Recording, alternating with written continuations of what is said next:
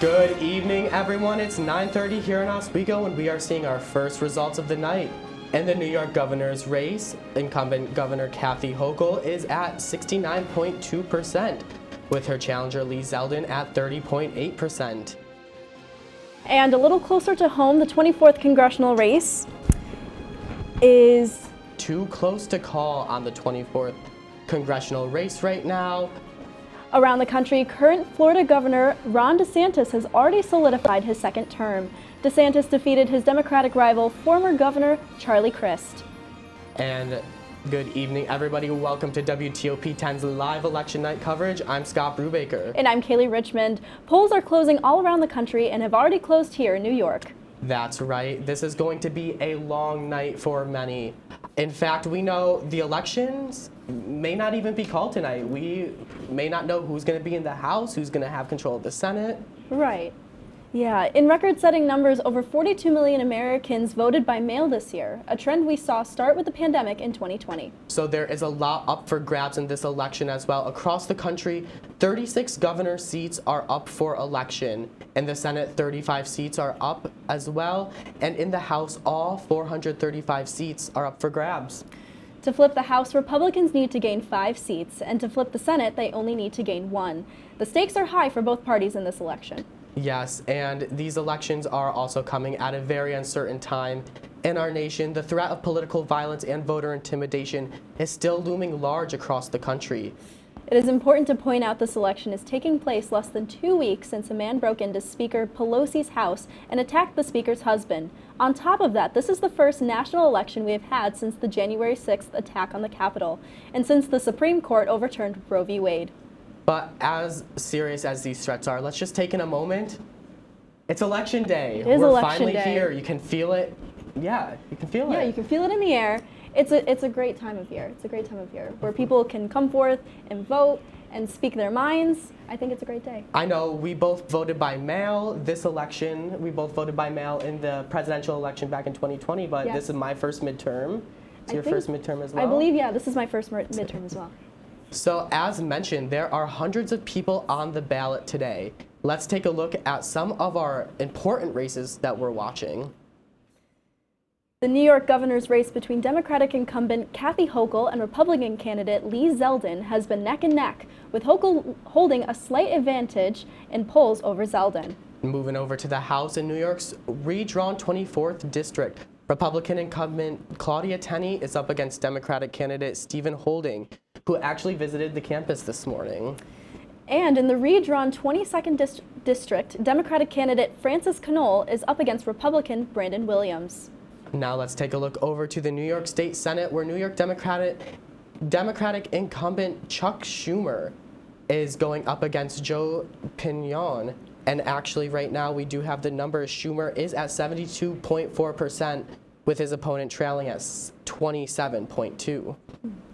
Moving across the border now to the highly contested Pennsylvania Senate race, we'll be closely watching as the votes come in for the race between Democratic John Fetterman and Republican Dr. Mehmet Oz. And another race that we'll be following closely is the Senate race down in Georgia between Democratic incumbent Raphael Warnock and his Republican challenger Herschel Walker. This is another close race, and we may not even know the results this week. Actually, this just in, Schumer just won. So Chuck Schumer is projected to be the senator for New York State once again. Mm-hmm. He's going to keep his role. Schumer is currently the majority leader of the House. It's going to be up to tonight in the coming days to determine if he's going to still be in that role of majority leader, or if Republicans take control of the Senate, then it could go to someone else. Right, exactly. So a showdown for control of Congress is tonight. The balance of power in the country is at stake right now, and voters will get the final word in reshaping this political landscape, both in their home states and in Washington. Officials expect a high turnout with a record number 45 million ballots already cast in pre-election. Isabel Rosales is on Capitol Hill with what's at stake. Voters making their voices heard by the tens of millions. Polls nearing their final hours across the country. Top of mind? The economy is definitely a big one. What's really important to me is basic human rights and how our government is protecting them. Candidates themselves hitting the polls and greeting voters. The stakes couldn't be higher for both parties. Whenever you look at the Senate, I agree it's going to be close. Everybody has to get out and vote and participate this election cycle because the importance of it. My goodness, 2022 is perhaps the most important election of our lifetimes. Republicans just 5 seats away from a House majority. And it may come down to a handful of battleground states to decide the future of the Senate. The GOP just 1 seat away from flipping control. And the potential next House Speaker already laying out next steps. I think the first thing you'll see is a bill to control the border. First thing we're going to do is make sure an economy that's strong. Looming in the background, contentious court fights with more than 100 lawsuits filed pre-election, many in battleground states. In Washington, I'm Isabel Rosales. There's a lot to talk about with hundreds of people on the ballot throughout the country. We do have a powerhouse team here to cover it all. That's right. We will have everything you need to know from national to local elections with reports on everything from governor's race to how students are feeling about the midterms. Let's start with our reporter Kyle Spizak, who was the Laker Hall polling place earlier today. Normally Laker Hall is filled with spectators and athletes, but today it's full of voters. Behind me here at Laker Hall, it's being used as a polling site for the 2022 midterm elections. The polls, including this one here at Laker, opened around the state at 6 this morning. Inside, students, faculty, and community members alike will be casting their ballots until 9 p.m. and voting for the candidates of their choice. As you can see behind me, we just had a student come in to cast their ballot, and we've been here for about 30 minutes or so. It's 3 o'clock right now, and we have seen upwards of 30 to 40 people come in and out of the polling place. So, a busy midterm election season without a doubt here in Oswego. I'm Kyle Spizak, WTOP 10 News. Students, faculty, and the Oswego community were very busy today with hundreds of voters seen coming in and out of the doors at Laker Hall. All right, election night in Oswego is just getting started. When we come back, we'll take a look at the redrawn congressional districts right here in New York. And do you still have questions about the midterm elections? Head on over to our Instagram page to ask us. We could answer your questions on air when we come back. When you look at the number of disasters in the U.S., chances are every area will deal with some kind of emergency in the next decade. And between school, sports, and social lives, chances are you won't be with your kids when it happens. Will they know what to do? Ready.gov/kids has the educational tools and information to make the conversation easy. When the time comes, chances are they'll feel prepared, not scared. So talk with your family today.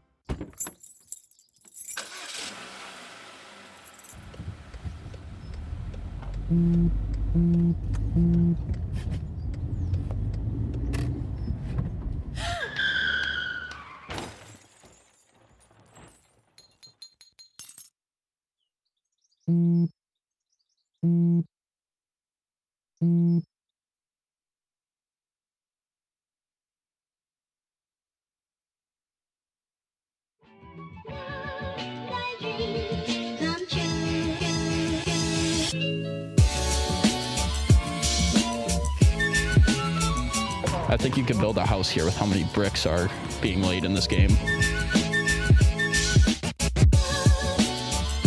That is a rapid nosedive, and it is at the point of no return, guys.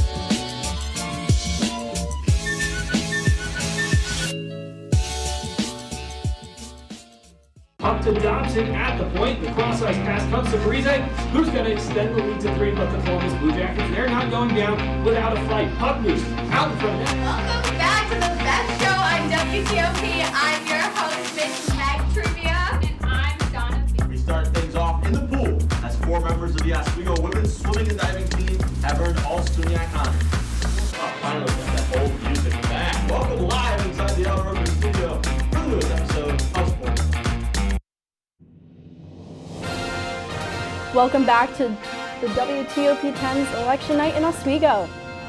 Every 10 years, states across the U.S. redraw their congressional district boundaries to reflect new population data from the most recent census. This is the first election with the New York's newly redrawn districts. The 24th State Congressional District is home to the city of Oswego.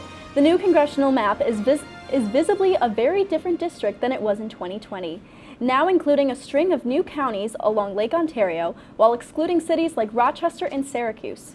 Local leaders, including Oswego Mayor Billy Barlow, have made statements about these newly drawn congressional lines, sharing concerns about while also being open to the possibilities. Today, I had the chance to sit down with Assistant Political Science Professor Dr. Joshua Plensner to find out more about how this redistricting in New York is and how he reflected on the changes made in New York State and what it means for the 2022 midterms. This year was the first time that New York State got to test out its brand new version of the state level rules governing how district lines were drawn. That turned into a really big mess in a hurry, as you know, meaning that ultimately this stuff got caught up in lawsuits, and through the court system we've found ourselves in a spot where even the lines that are used to control this election may not be what we use in a couple of years. And Dr. Joshua Plensner also stressed how we talk about the House races in New York State as it can introduce an intensive fight at the state level. When we have such tight attention on national politics and it's like razor thin margins in both the House and the Senate, this stuff really does matter. So how we talk about House races in New York State shapes what goes on in the Senate races. It shapes what happens in gubernatorial races. So I think that's basically what I'll say. Like, we'll see what happens tonight. But I think what it's introducing is an all the more intense fight at the state level around how these district seats are controlled and what the parties can really earn through leveraging power in the redistricting process. Whether it's presidential or midterm election, many voters have lots of questions. So we wanted to give you a chance to ask, and we'll answer. All night we'll be answering questions from viewers sent to us from our Instagram story. You can find us at WTOP10 Oswego on Instagram. Let's take a look at a few of them now. All right, so one of the first questions is, how can this year's midterms affect the presidential elections in 2024? So there's a lot up still a lot up in the air about that, as seats are still being decided tonight. I think one of the really things to note is that a lot of the candidates on the ballot were 2020 election deniers, and depending on what happens with the 2024 election, that could sway how things go if legal challenges are brought forth. Right. So do you think the people on the ballot will run in 2024? I think that's going to be a lot that we're going to see in the coming days. We're going to talk a little later in the show about what we're expecting for 2024 presidential-wise, but it's going to be interesting to see people who lost in this election, what they're going to decide to do in 2024. Interesting. So how can this year's midterms affect the presidential election? Oh, we already read that. That's the one we just we just answered two questions. How does your registered party affect voting is the next question. I don't know if it affects voting per se. I think it's just how many opportunities are presented to you when it comes to voting in the elections. One of the big things I think a lot of people don't realize is that, at least in New York State, if your registered party really matters for the primary election. So that's in the spring and the summer, where in the primary you have to vote along party lines if you're voting. Where in the general election, you can vote for any candidate that's on the ballot for you. Right. Yeah. So, as mentioned, we will be answering your questions all throughout the night. To ask a question, check out our Instagram story at WTOP10 Oswego. And coming up on election night, for the first time, New York voters had the chance to vote early in the midterm elections. And our reporter Logan Stolberg has the campus reaction to the New York governor's race.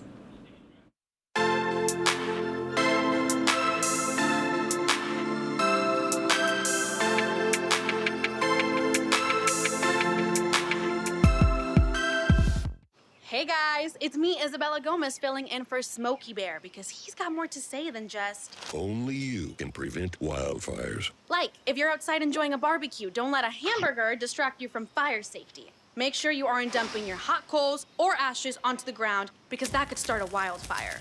So take wildfire prevention seriously, and let's save the world one day at a time.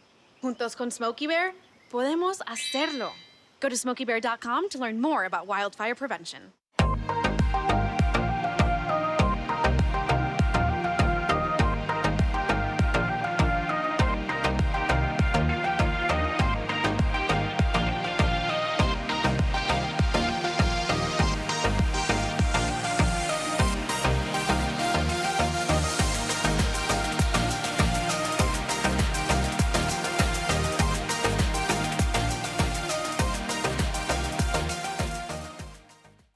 When I was in foster care, I never knew when I would have to move, so I always had my suitcase ready to go.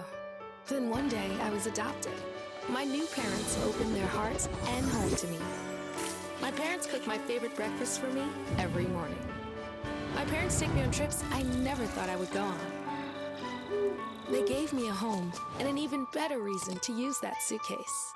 My parents aren't perfect, but they're perfect for me.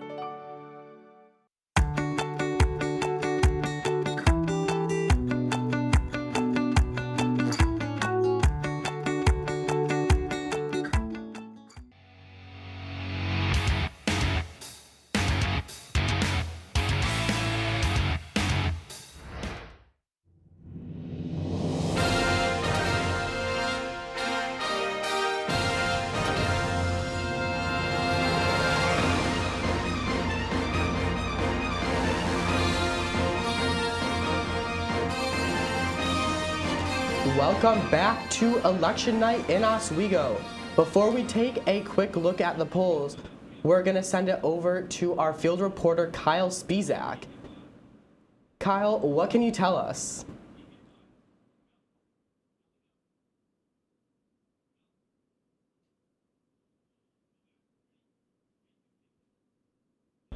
All right, we're having some technical difficulties, so we'll head back to him in a bit, so let's take a quick look at the polls. We're going to start with the New York governor's race.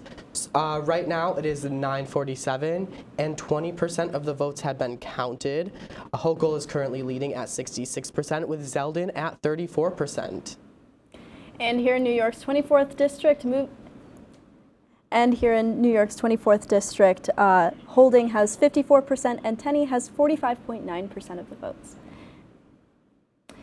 And now back to Kyle Spizak, our field reporter. Kyle, what's going on out there?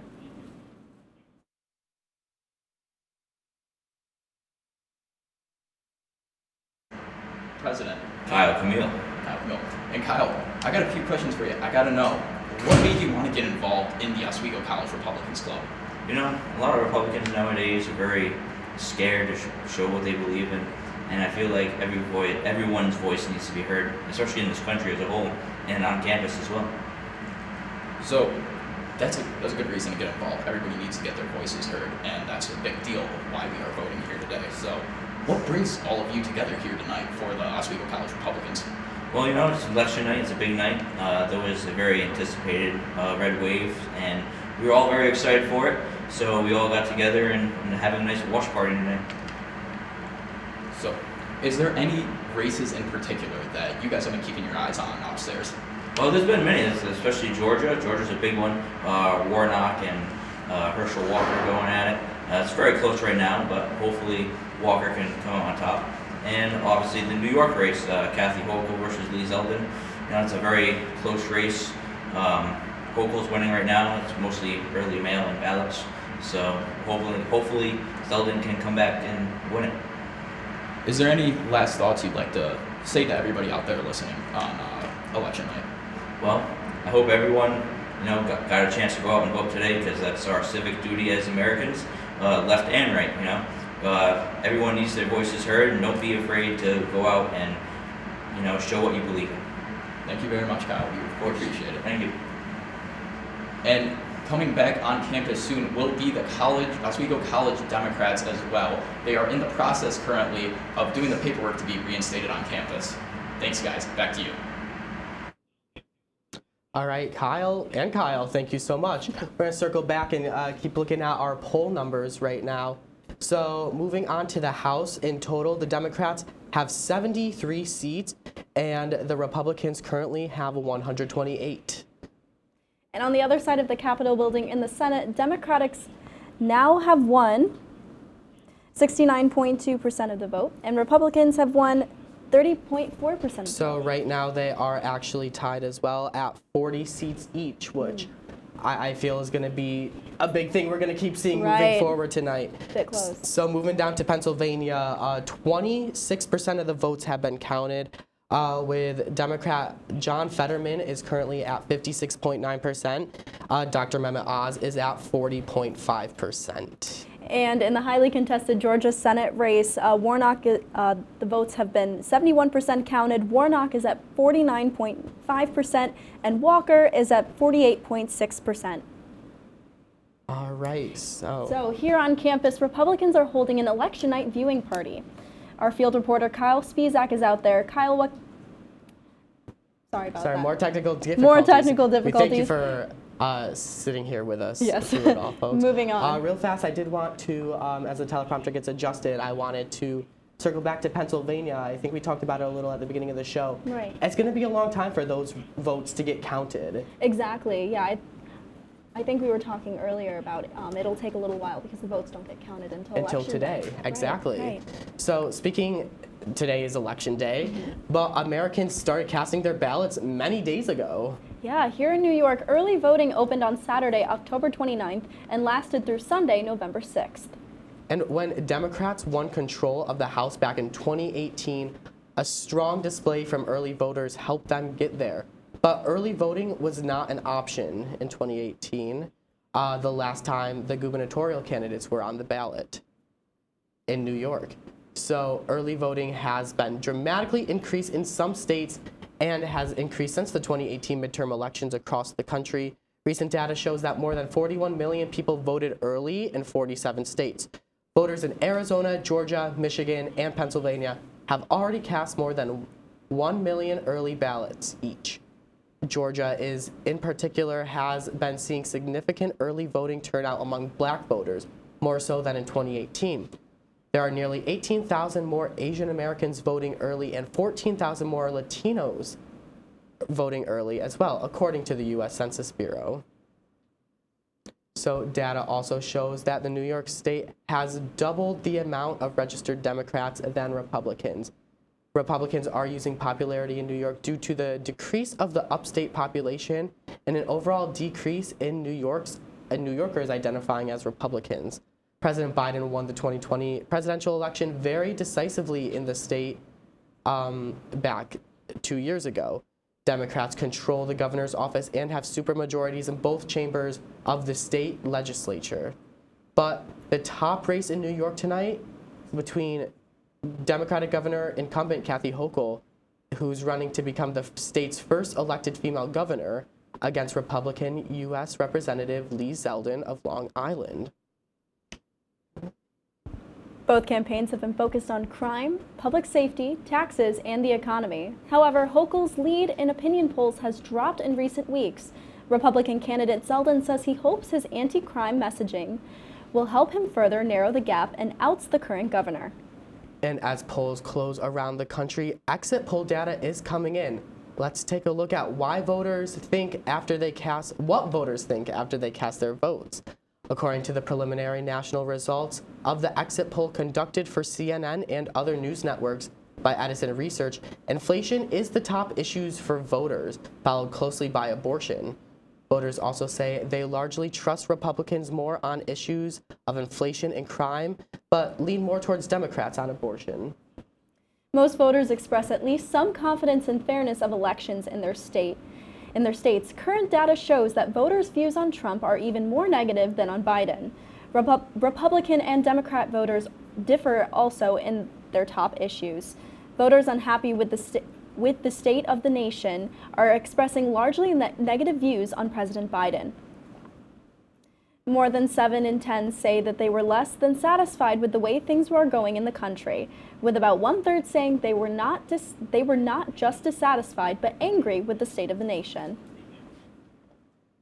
So students here at SUNY Oswego had a lot of mixed things to say about the governor's race between Kathy Hochul and Lee Zeldin. They say that they are optimistic that their candidate can win the gubernatorial race and hope they can deliver on their campaign promises. Our reporter Logan Stolberg is here in the studio with more. Logan, what can you tell us? So guys, the 2022 midterm elections are finally here. While there are many elections races to watch for this upcoming midterm election, the gubernatorial race between Kathy Hochul and Lee Zeldin will be the most important election race during the midterms. SUNY Oswego students are split in terms of who to vote for.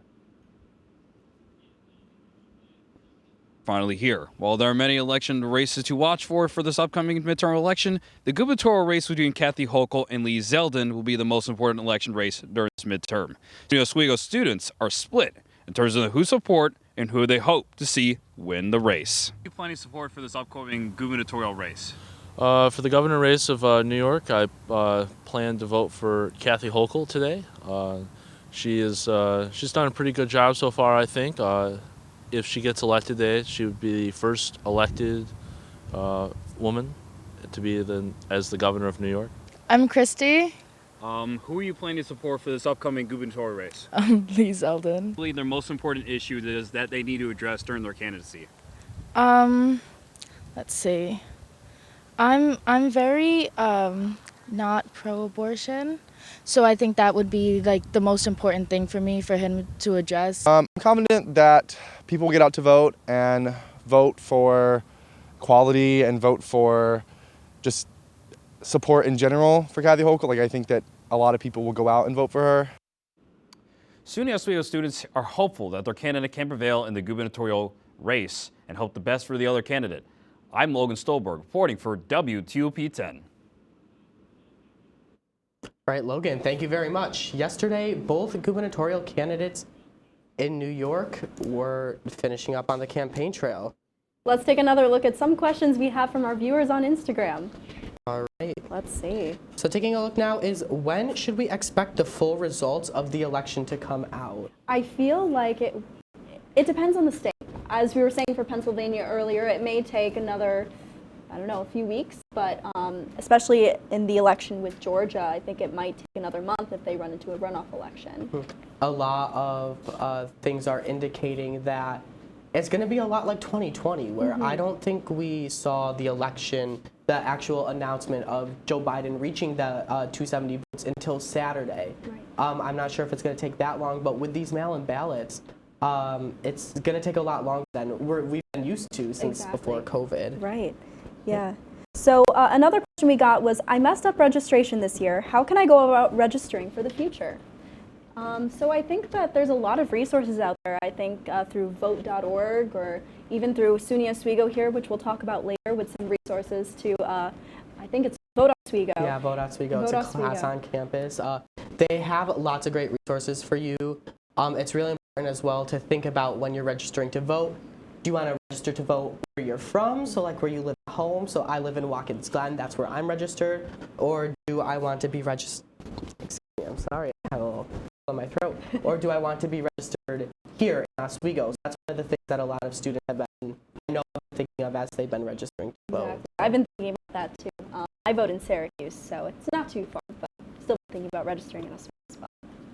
All right, so still to come here on election night in Oswego, Kyle Spizak will join us from the studio with a report on the highly contested Georgia Senate race. And we'll be talking about the important issues that has led voters to the polls when we come back.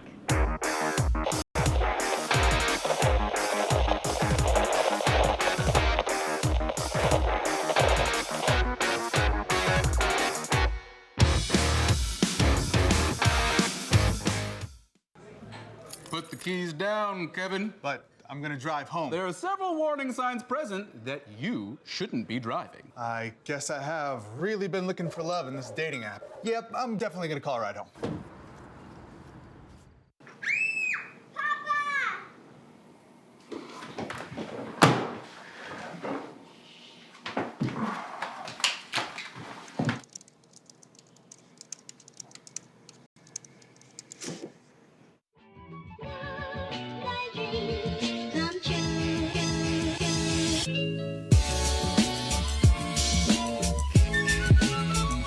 I think you could build a house here with how many bricks are being laid in this game.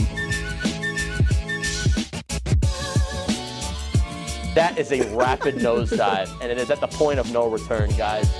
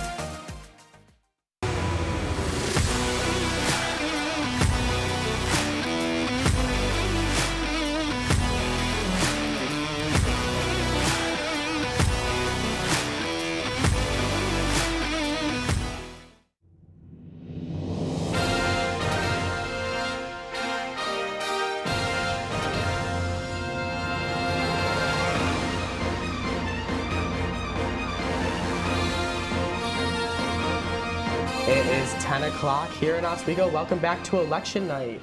Let's take another quick look at the polls.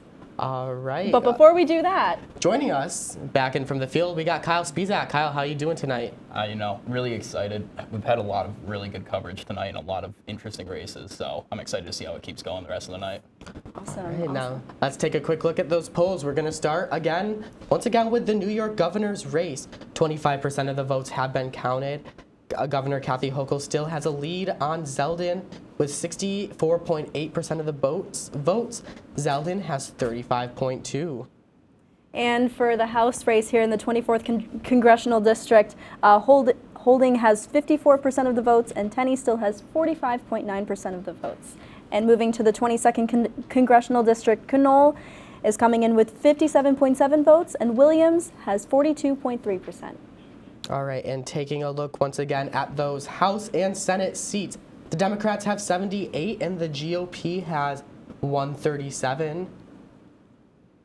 And over in the state capitol, or not the state capitol, the nation's capital, excuse me, Democrats are now at 40 seats, and the Republicans have them by just 1 seat now.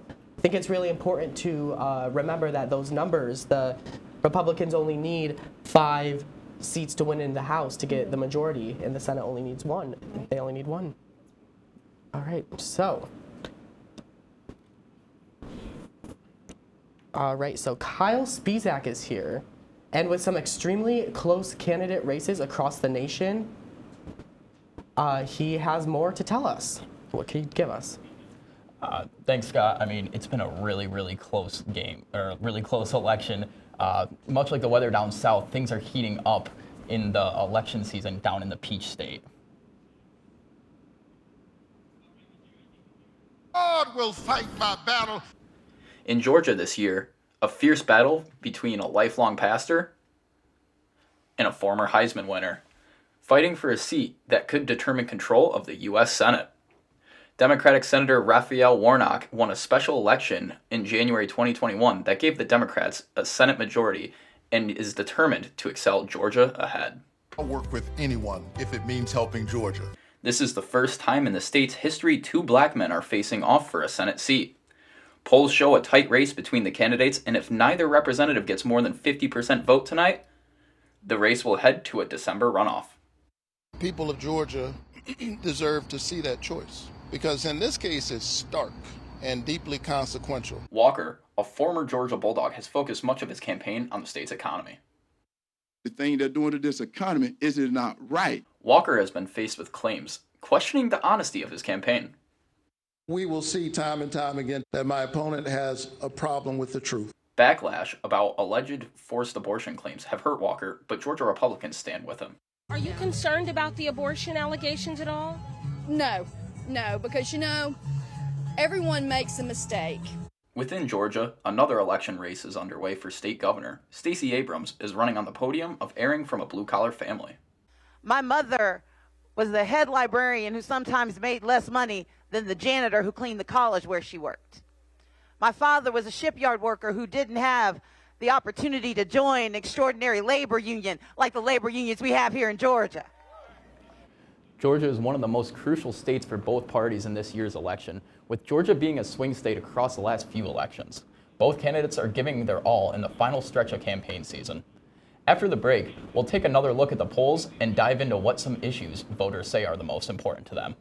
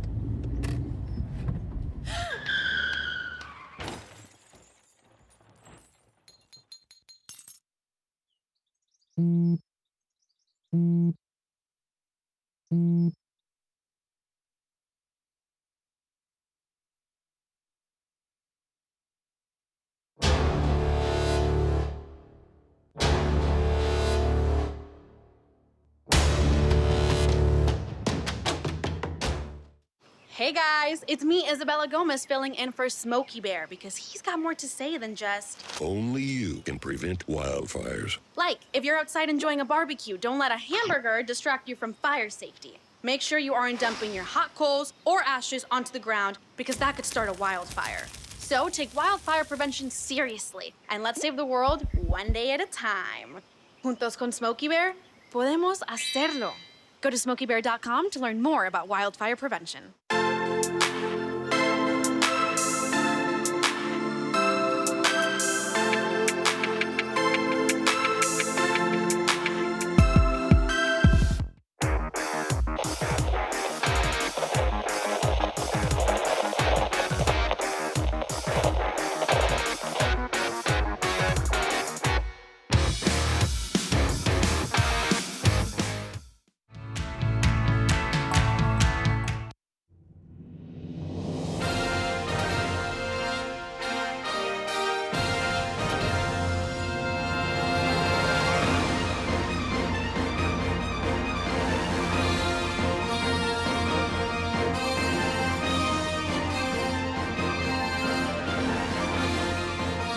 It is 10:07 and welcome back to election night in Oswego. Let's take a quick look at those poll numbers before we get going. Here in New York, 29% of the votes have been counted and the race is still too close to call. Moving over to the House Democrats have 80 seats and Republicans have 139 seats. And over in the Senate, Democrats have 40 seats and the GOP still has them up by 1. So data from voters across the country shows that 9 in 10 registered voters consider the economy at least a very important issue for their voting decisions. And abortion is also taking more of a spotlight in this election season, following the Supreme Court's overruling of Roe v. Wade this past summer. Voters say the issues of abortion is a much higher priority for them in this midterm than it was in previous elections, particularly among the Democrats. Data shows that immigration is another crucial issue for voters. The issue of immigration has grown increasingly polarized, with 44% of registered voters calling immigration extremely important, ahead of the 2018 midterms just 4 years ago. Following the events of the January 6th insurrection, many voters are saying they are concerned about the electoral process as a whole, and an 85% majority of registered voters in a poll by CNN poll call election integrity very important to their vote. Several other issues are also being taken into account during this election, such as gun rights, violence, and crime, and they're issues that voters are considering, but relatively few say these fall under their top issues. There's also a notable partisan divide, with a large percent of Republicans saying they're more concerned about crime, while Democrats say they are more concerned about the gun policy. And representation is important within the midterm elections. Kaylee is over at the wall right now to tell us more about how people's cultures influence their decision to vote. Kaylee, what can you tell us? Thanks, Scott. Data continues to show that people's lives and cultural experiences often influence their voting choices. Let's take a look. According to a survey by Pew Research Center, factors like race, age, and education can impact how a person votes. The survey shows that men are more likely to support the Republican candidate than the Democratic candidate, while women are somewhat more likely to back the Democratic candidate in their district over the GOP nominee. About half of white voters say that they would back the Republican candidate, while 36% support the Democratic candidate. About 7 in 10 black voters say they support the Democratic candidate. Just 4% of black voters say they back the Republican candidate. With Hispanic voters, more Hispanic voters back Democrats by 44% than Republicans by 28%. While 55% of Asian voters support the Democratic candidates in their districts, and 20% support the GOP candidates. More younger voters continue to be more likely than older voters to back Democratic candidates. Latino representation hits a record this year. 50 Democratic candidates and 33 Republican candidates from the Latino community are participating in this election according to records from both parties. Latino women can achieve unprecedented political success. These women of mostly Mexican and Central American descent are running for the House of Representatives from Florida, Colorado, Oregon, Virginia, and Maryland. A record number of Republican Hispanic women are running for public charges in several states that do not have a long history of Hispanic elected officials. Latino and Hispanic communities have a great power during these elections, primarily in New York, Florida, California, and Texas. While rising their popularity in other states, the preference to vote is very diverse depending on the background, culture, and beliefs. Most Mexican voters say they would vote Democratic, while Cuban voters preferred Republican candidates in 2022 midterms. According to a poll conducted by Telemundo and NBC News, the top issues that concern the Latino community are immigration, border protection, economy, and the cost of living.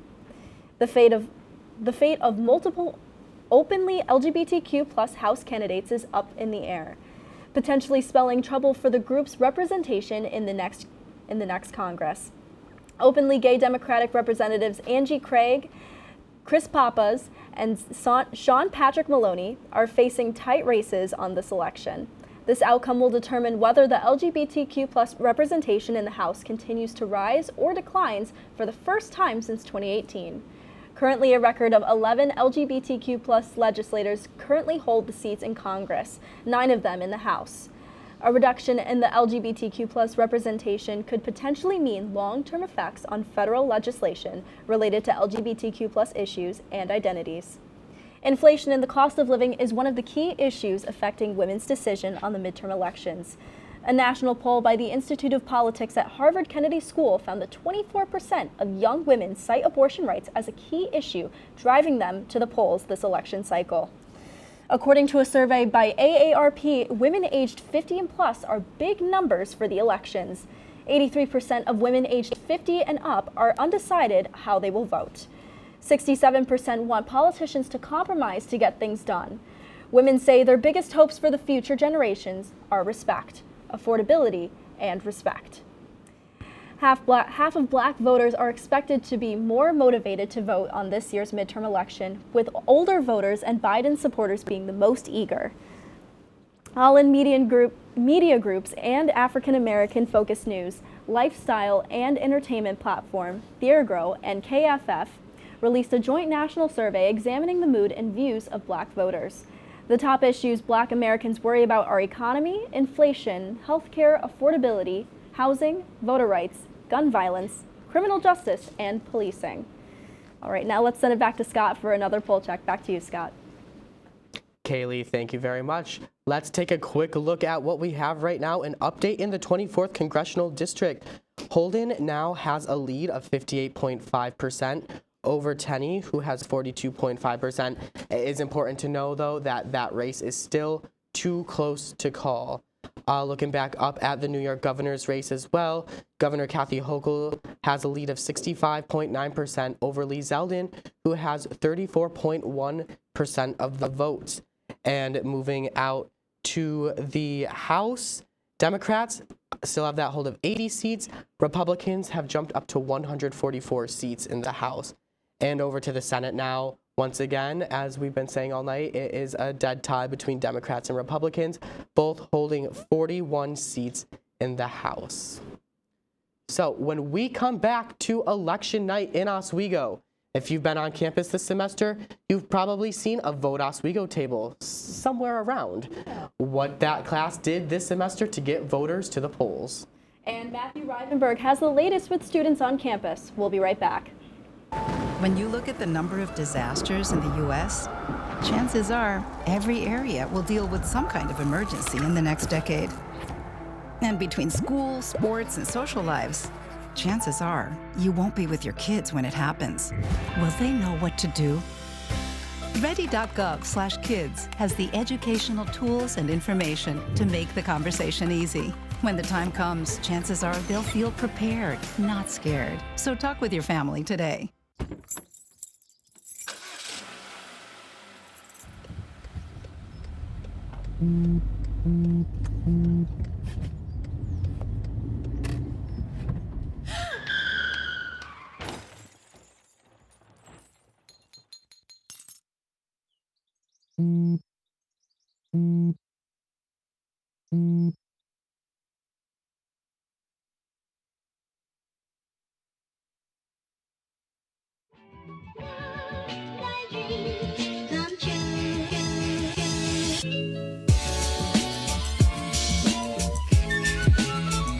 I think you could build a house here with how many bricks are being laid in this game. That is a rapid nosedive, and it is at the point of no return, guys.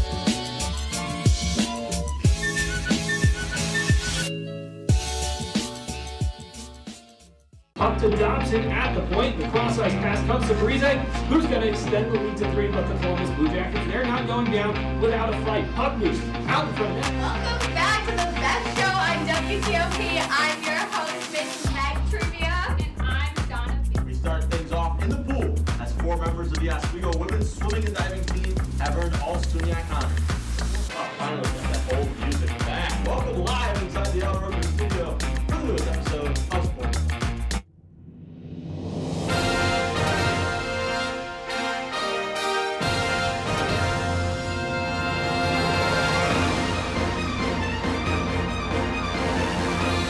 Welcome back to election night in Oswego.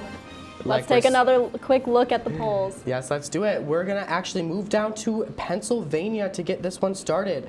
49% of the votes are counted, and the gap between Fetterman and Oz is shrinking.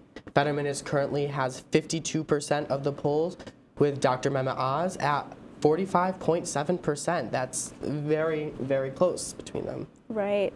And coming back to New York's 24th congressional district, 31% of votes have been counted. Holden, his lead has increased to 61.4%, and Tenney has increased to 38.6%. All right, we're going to throw it back down to Georgia now as well, because this race, as we've said like probably 20 times on this program, it's neck and neck. Right. So far, 79% of the cases have been counted, and both Warnock and Walker are tied at 49% of the vote. Wow, almost half and half, like we said. That is. So before the polls closed today, our reporter Matthew Rivenberg spoke with some people on campus about the midterm elections. He's here in the studio now. Matthew, what did people have to say? Good evening. I got the chance to interview people on campus about what they thought was different about midterm elections compared to presidential elections.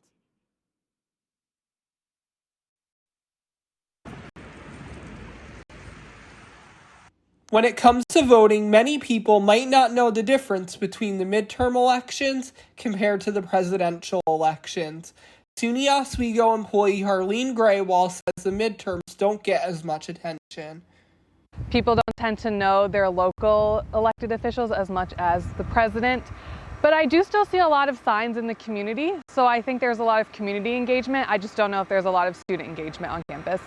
SUNY Oswego student Jake Brown says there are differences between the two elections. He says that this year's election is important to focus on. I think a big concern of a lot of people right now is the state of the economy. We never really had this issue before, and I think that's something people should really buckle down and think about compared to other elections. When it comes to the midterm elections, SUNY Oswego student Kayla Hill says they are important, but some students might not recognize it. And since they are bi-yearly, I think that by the time presidential elections come around, things politically and with laws could definitely change from the midterm elections. So I do think that that is a huge factor in choosing who you vote for as well. Many people I spoke to say that when it comes to the midterm voting, it is important to know who your local officials are and to know what is going on in local communities. Reporting in the studio, Matthew Rivenberg, WTOP. Scott and Kaylee, back to you at the desk. Right, thank you very much, Matthew. Vote Oswego is a campaign run during election years that encourages students in various ways to vote and help them with the voting process. This is done through posters, tables around campus, even chalk art outside buildings, and social media. All over the country, the amount of college-age students registered to vote has risen in record numbers.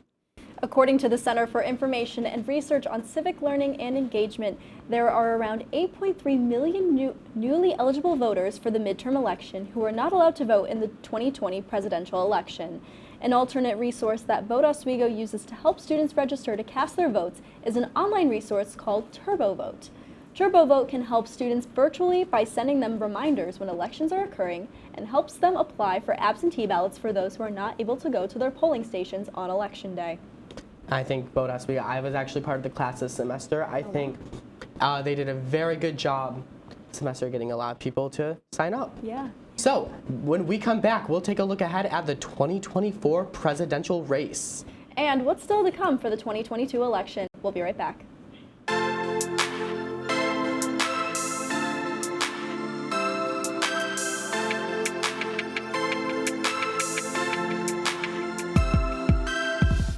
Hey guys, it's me, Isabella Gomez, filling in for Smokey Bear because he's got more to say than just... Only you can prevent wildfires. Like, if you're outside enjoying a barbecue, don't let a hamburger distract you from fire safety. Make sure you aren't dumping your hot coals or ashes onto the ground because that could start a wildfire.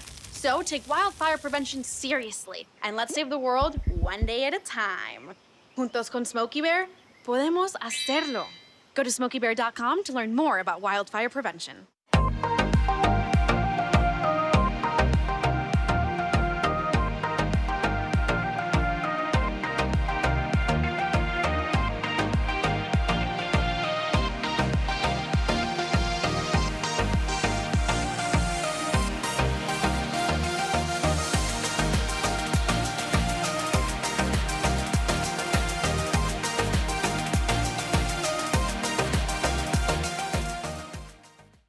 When I was in foster care, I never knew when I would have to move, so I always had my suitcase ready to go. Then one day, I was adopted. My new parents opened their hearts and home to me. My parents cook my favorite breakfast for me every morning. My parents take me on trips I never thought I would go on. They gave me a home and an even better reason to use that suitcase. My parents aren't perfect, but they're perfect for me.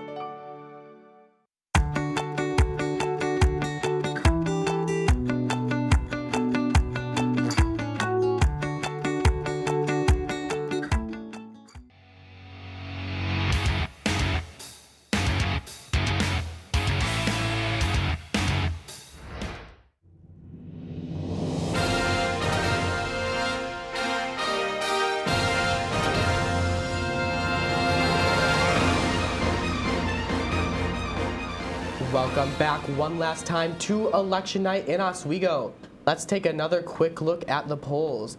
We're going to get started with the New York governor's race, where Governor incumbent Kathy Hochul is still ahead of her challenger Lee Zeldin at 65.6%, with Zeldin at 34.4%.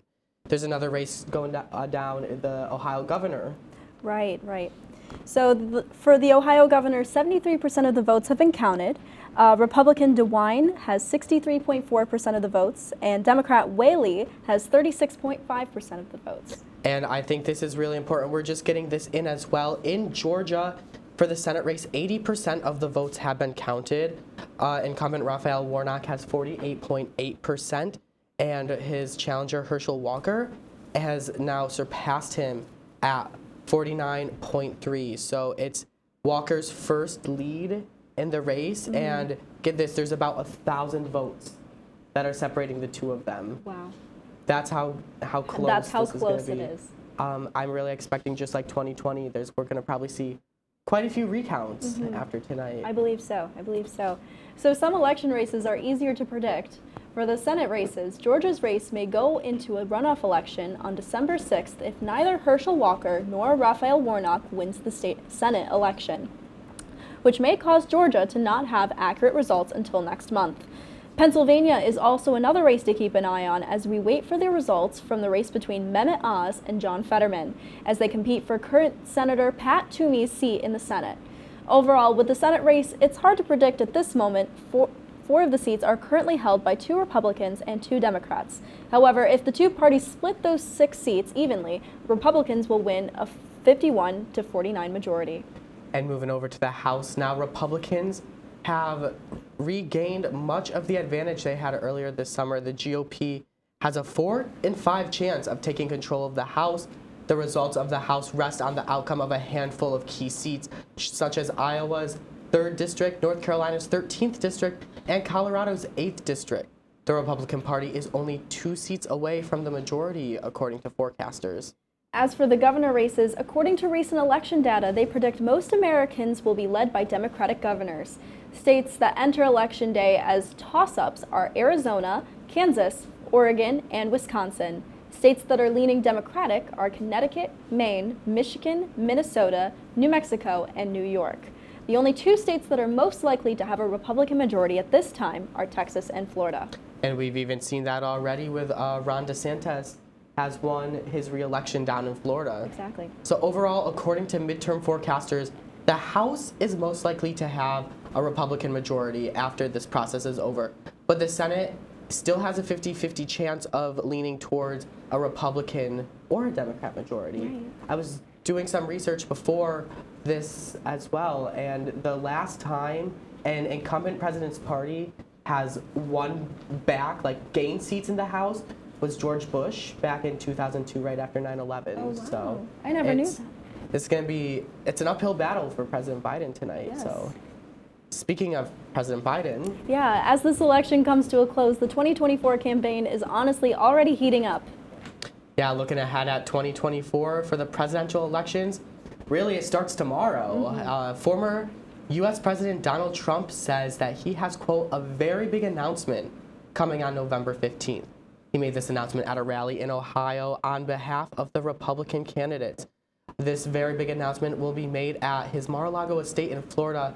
However, some Republicans have urged Trump to wait to announce his potential presidential announcement until after the midterm elections are over. And he's endorsed many of the Republican candidates on the ballots this week. Now, it hasn't been confirmed that his announcement is going to be his his 3rd run for president, but we can only see. assume. Yeah. We can only assume.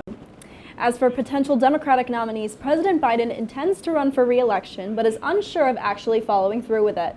Other potential Democratic nominees may include Pete Buttigieg, Gavin Newsom, Bernie Sanders, Elizabeth Warren, Roy Cooper, and Alexandria Ocasio-Cortez. I honestly didn't expect to see Bernie on the ballot. All right. Any closing thoughts for tonight as we have to wrap this up? Well, I am eager to see the final results, not only from New York, but from other states as well, especially such as Pennsylvania and Georgia. The races should be fairly close. It should be an interesting race. Scott, any final thoughts for you? I think there's a lot still up in the air. There's a lot we had to throw into 1 hour. There's still so many seats being contested. I'm just going to take a quick look at the polls right now. The governor's race in New York is still too close to call. It's going to be really interesting to see what's going to happen as well with the presidential election in 2024 in the coming days, because much like 2020, it's going to be an intense one. Yeah, we may even be seeing that matchup between Trump and Biden again. Right. We never know. No speculations there. However, that is going to do it for us on this election night in 2022. Stay tuned for WTOP 10 Nightly News in the coming days, where we will keep you up to date as more results come in.